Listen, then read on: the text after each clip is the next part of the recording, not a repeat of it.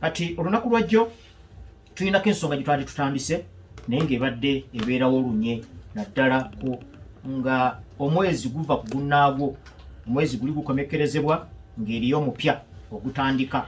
Tutunuulira naddala mu ligi y'Abanywerere e Bungereza ne tulaba ttiimu engeri gye zeeyisizza mu mwezi oguyise, ne tutunuulira n'obuvunaanyizibwa bwe zirina. Olwo ne tugeraageranya nga tutunuulira ne squad eziba ziriwo.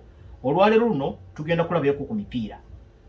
Emipiira gino gigenda kubeera ate wayitewo akabanga katono, wayitawo lwankya n'olwokutaano Saturday ng'ate match day 15 etuuse.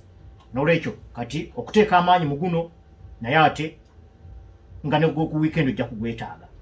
Ku bunkenke bwe twayogeddeko abawuliza show ya olunaku lwajjo, twaba tumaze okutunuulira table engeri gyeyimiriddemu n'okulaga nti nno tewaliwo okubeerawo kulagaya. Liverpool kegeza nesuulayo, tumanya yinza okuba entandikwa y'okusuula ate ne bajja ne bayiika. Ne season ewedde ojjukira bwe batyo bwe baali. Era Jurgen Klopp ayinako we yatuuka abantu nga balowooza nti ebikopo byonna bye yeetabyemu ebina byonna agenda kubiwangula. Ne bwe yatandika okusuula, n'asuula, n'akkirira. N'olwekyo ndowooza nabo obunkenke weebuli newankubadde nga points ziri 9 mulamba ezibaawula ku Chelsea ne Arsenal abalinga abaddako mu kyokubiri. Naye baba tebandyagadde kutandika kusuula. Kakati ate ne Man City naye eri bubi nnyo. Era yakkiridde na mu kifo kya kutaano. Bubonero 11 bwe bujawula ku Liverpool ekulembedde.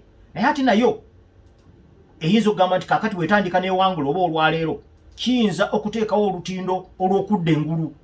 Kakati bwebanga esazeewo okudda engulu kuva ku mupiira gwa leero oba ineetandikira ku gwa weekend, tezeewo obunkenke buli obubaddewo kwabo abadde balowooza nti esiimuusewo tesobola. N'olwekyo ensonga zino zonna ogenda okuzitunuulira nga match day 14 egenda kuba nkulu nnyo olunaku olwaleero. Bagenda kubeera emipiira gya mirundi ebiri. Omugumu gugenda kubeera gwa ssaawa 4:30, omulala gugenda kutandika ku ssaawa 5:15. Gwa Arsenal ne Man United be bagenda okuzannya ku 5:15. Ne kati ogwa Man City gwegenda okuzannya Nottingham Forest, Liverpool gwegenda okukyalira Newcastle ne Chelsea omupiira gwegenda okukyalira Southampton. Eyo gyonna gigenda kubeera ku ssaawa 4:30. Ojja kweroboza bweroboza olondeko gye wandiyagadde. Naye nga bwe twabadde tumaliriza ndowooza ttiimu ya Liverpool, mpozi kye twayogeddeko kwe kudda kwa Alisson Ramsey-Becker ne Diogo Jota ne Federico Chiesa. Abavubuka babadde baludde ku ndiri naye bakubyekubyemu ku mpemba wemba. Okujjako ate mpozi ate gundi yagenze Ibrahima Konate era ogwaleero butamulabako teweewuunya. N'oli omulenzi gundi Conor Bradley oyo naye ayinamuko enkenyera. Ku mipiira gino egijja ku sipiidi ey'ekizungirizi oba oyagala abazanyi bo bonna babeerewo. Naye ate Ancelotti abadde atulazeeko nti ne baba abamu tebaliiwo abadde ayina obukujjukujju obumala n'abazanyi abasobola okubaddira mu bigere. N'olwekyo bw'atyo bagenda okukyalira mu ttiimu ya Newcastle. N'ensonga za Liverpool zo twali tuzimaliriza nga ne fixture yaabwe tugibawadde. Naye bw'otunuulira fixture eno nga bw'eri, ndowooza fixture eddako emipiira egigenda okuddako mu mwezi guno gwa Disemba kuba n'abavuganya ku kikopo zonna zirabika nga zirumikako. Kuba Liverpool obanga olina ogulimu ng'omunene gwe guno okukyalira Newcastle. Naye gino emipiira emirala ku ttiimu evuganya ku kikopo. Mpozi oyinza kulengerawo Tottenham Hotspur bajja na kukyalira mu Tottenham Hotspur. Giringa emipiira eminene Liverpool gyeyina okuzanya, gyombi giri ku bugenyi ate nga Liverpool badde eraze nti no ku bugenyi badde ekola bulungi. Emipiira 8 ewanguddeko emipiira 7 n'egwa draw. Naye ate draw gye yagwayo yagigwa na Arsenal. Kati olaba badde balabika bulungi nnyo ku bugenyi. Naye ttiimu eno eya Newcastle bamanyi okusamba omupiira ogwo okufata. Ate naddala ku basajja abo Ababrazil Bruno Guimaraes wakati awo bafata, naye ate nga bagufuna omupiira bamanyi ogukozesa. Kakati ekimu ku ebyo biyinza okubabuuzaamuko ebibuuzo lwakuba nti ebyafaayo bibadde biraga nti Liverpool tekalubirwa nnyo okuba ttiimu eno eya Newcastle. Naye olaba nga Newcastle yina kyesobola okukola okulemesa ttiimu eno eya Liverpool singa banaabanga oba baakoowa nnyo kuba bakozesa amaanyi nnyo mu kufuntula ttiimu ya Man City, oba banaabeeramu kiri ekyogamba nti ate mu weekend tulina okukyalira Everton mu Merseyside Derby. Ebyo bwe bityo bitera okuleeta mu ttiimu enjawulo wakati wa ttiimu enefuna obubonero busatu kweyeta afunireko ddala oba enefuna akamu. Naye katulinde bulinzi tulabe. Naye nga bwe mugambyeko nti nno Liverpool fixture yaayo ogiraba nga esoboka kubanga ng'ogyeko gwa Newcastle ne Spurs balinamu okukyalira Everton, bakyalire Girona mu mpaka eza Champions League, balinamu okuzanya Fulham, bakyalire Southampton mu mpaka za Carabao Cup, bazanye Leicester City ku Anfield, bakyalire West Ham. Tienna yandibadde ku mutindo Liverpool gwe badde eyolesa okujja nga nabo bayikyusemu. Eno si fixture yandikanze Liverpool gye tulabyeko. Okujja konga ngera bomanyi omuzanyo gw'omupiira gubeera muzibu. Kati ate yo Arsenal yo ensonga zayo nayo twazogeddeko lunaku lwajjo. Naye nabo ogenda okulaba nga fixture yaabwe nabo esoboka. Bayinamu emipiira 7 mu mwezi guno gwa December. Mu mipiira gino 7, 5 ku gyonna bali waka. Emipiira 2 gyokka gye bali ku bugenyi. Gwego gwe bagenda okukyalira Fulham n'ogwo gwe bajja okukyalira Crystal Palace.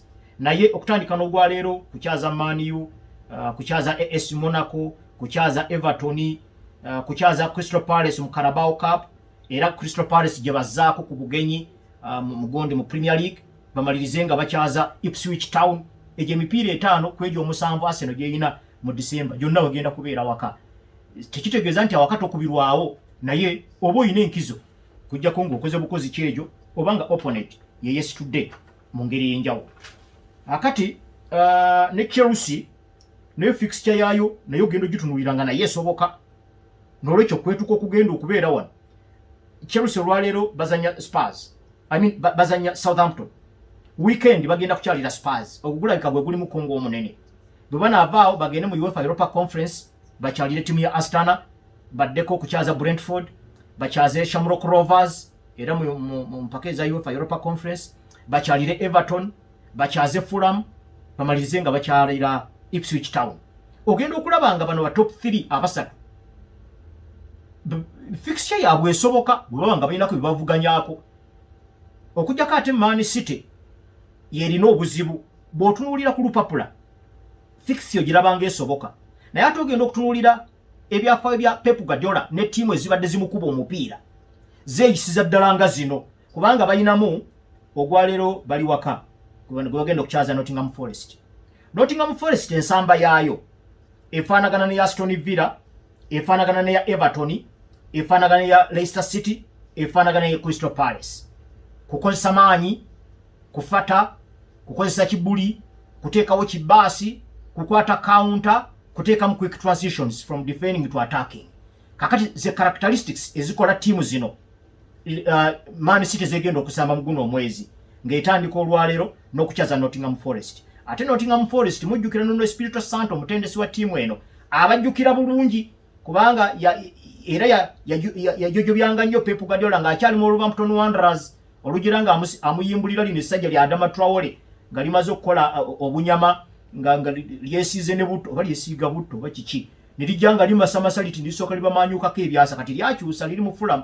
Naye ono ye Nuno Espirito Santo eyali owa Wolves eyabuuzanga Pep Guardiola ebibuuzo, kati ali mu Nottingham Forest, ali mu ttiimu ezivuganya ku bikopo ku bifo ebya Bulaaya, ye ttiimu yokka eyakagenda ku Anfield. Man City gye yakavanga bajokyeza 2-0, Forest yagendayo nejjayo 1-0.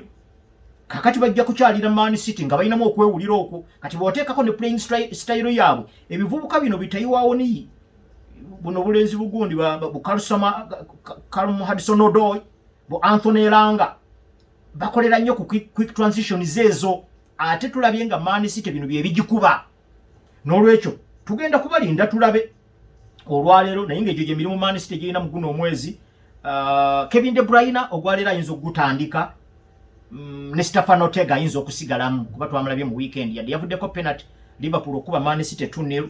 Mu kaseera walabidde nga kumpi Man City eringa yagala okunoonyayoko equalizer, ate we basulidde penalty, naye Ederson ate yabadde alabika bubi nnyo. Ate mu bya short stopping olabanga Stefan Ortega mu Germany asingako ku Ederson Moraes Santana.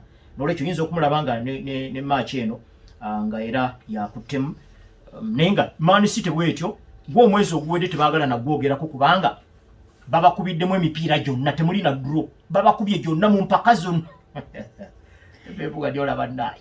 Omupiira gwa Chelsea gwegenda okukyalira ttiimu ya Southampton. Of course Southampton ejja kubabuuza ebibuuzo ebiwerako, naye ate Enzo Maresca alazeeko kontino ye kasita mutandika okugaba ebyo byayagala.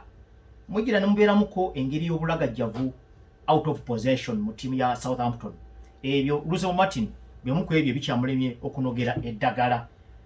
Walirinogerera oba oliawo sizoni neeba teyewerekedde, naye Chelsea erina okukyala nga ekimanyi bajja gibuuza ebibuuzo ebiwererako ddala kubanga Olusomo Martin ekika ky'omupiira gwatendeka gufaananamu ogwa Enzo Maresca n'abatendesi bano abali modern bonna obalaba nga balina ekirowoozo ekyo ekipya ekyokusamba abazimba bava mu bbaaka bekkiririzaamu si byateekayo tugende fubutula oyo na biki bintu byakugaba bintu byakulowooza naye awo wagira ne wabulamu ekibulamu oluusi deficits mu quality y'abazannyi mu bifo ebyenjawulo oluusi ensobi ngira bwe zibeera muzannyo gw'omupiira naye nga Chelsea abasajja bajja gibuuza ebibuuzo omuzannyi waabwe Wesley Fofana twamulaba nga avaamu awenyeggera lwe baakuba Aston Villa goal 3 ku bwereere kitegeeza awo ajja kutunuulira ku Benoit Badiashile oba Tosin Adarabioyo oba Axel Disasi lwakwate Axel Disasi ku mupiira gwa Aston Villa ne ku benchi teyaliiko n'olwekyo ndowooza oba oliawo wanawa Levi Colville oba oliawo banaateekawo Tosin Adarabioyo kati ne Nono Madueke jukira ku Aston Villa teyasamba yaliko ku bench naye yayingiramu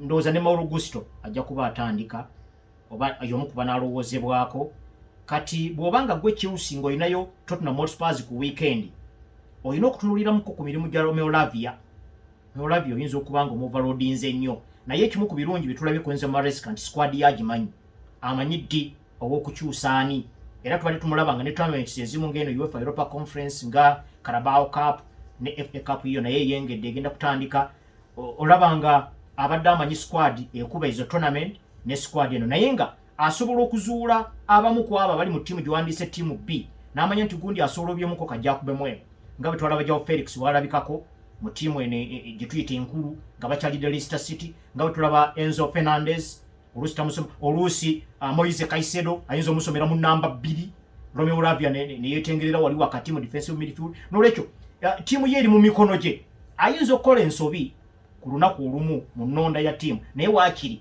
ng'amanyi obusobozi bw'omuzannyi gw'asomye kw'oyo gw'atasomye Christopher Nkunku naye akonkona agezaako okulaga nti ayagala okutandikayoko ku game naddala ya Premier League okusingira ddala ya Premier League naye ndowooza Nicholas Jackson akyalabika bulungi wajja kubeera n'okudda kwa gundi kwa Pedro Neto naye akomawo kale kigamba Chelsea weeri terina kwekwasa kwonna abazannyi weebali kijja kusinziira ku ngeri gye baneyisaamu mu game eyo Man United bagenda kukyalira Arsenal Ruben Amorim abadde alabise bulungi emipiira gye esatu gyatendeseeko omuntu yenna omanyi ekintu bwe kiba kikoleddwa ku maaso kirabika ng'ekyangu omuntu yenna bw'atunulira fixture Ruben Amorim gyatandise nayo omuntu agamba niririmanirira bwe yandibadde ekuba bukubi naye ekituufu kiri nti challenge weeri kubanga ayagala okufuna obubonero ng'ate bw'asomesa n'abazannyi kyayagala basambe ate nga ku bazannyi bonna okugjako ndowooza Manuel Ugarte gwe yali akozeeko naye kati awo olabanga okusomooza kw'amaanyi kyova olaba ttiimu ekyukakyuka nnyo naye yatandise okulaga nti asobola okutaputa individual characteristics eza buli muzannyi n'akusambisa okusinziira ku characteristic eyo ng'era kye yakoze ku Joshua Zirkzee so kati tetumanyi olwaleero era Zirkzee anaatandika kubanga yannyonnyodde Joshua Zirkzee kye yabadde atandika ahead of Rasmus Hojlund nti lwakuba Hojlund ali direct ate nga Everton ekubisa ba central defenders babiri nga bw'oteekayo namba 9 bw'atyo babadde bajja kumumira bumizi bamumakingi nga bamumweweereza kati tumanyi eyo ensamba ya Arsenal wakati wa William Saliba ne nono mulenzi gundi Gabriel Magalhaes kigenda kubeera kityo oba agenda kukinyonnyola atya kati awo tulinze naye nga Arsenal yakawangula Man U emirundi 7 Man U yakakuba Arsenal emirundi 8 ne bagwa amaliri emirundi 46 kati nno gundi alina kyayogedde Mikel Arteta nti ye alaba empuliziganya n'enkolagana wakati wa Martin Odegaard ne Bukayo Saka agigeraageranya ku ya Xavi, Iniesta ne Sergi Busquets eno nno kijjayo nga bwe yakyogedde saafunye budde buddamu kuki digestinga bulungi naye kati naawe nkikuwadde nga bwe nakifunye oyinza kikubaganyamu ebirowoozo obanga wali olabyeko ku bazannyi abo Xavi, Iniesta ne Sergi Busquets naye nga Arsenal weeri terina nnyo doubts oba nti mu injuries oba kyokujjako ndowooza Mikel Merino ne Thomas Partey naye nga bomanyi Mikel Arteta alina omuze gwe yafuna tamala galangirira nti gundi kaakati mulamu munaamuwulira muyinza kumulabirawo ku gundi muyinza kumulabira ku match day nolekyawo tujja kulindawo tulabe. Arsenal ebadde situsi nayo ebadde yakamala emipiira ena nga tewangula, naye we yasituse kakati esambye emipiira 3 gyonna n'egiwangula n'etebamu ne goal omugatte 13.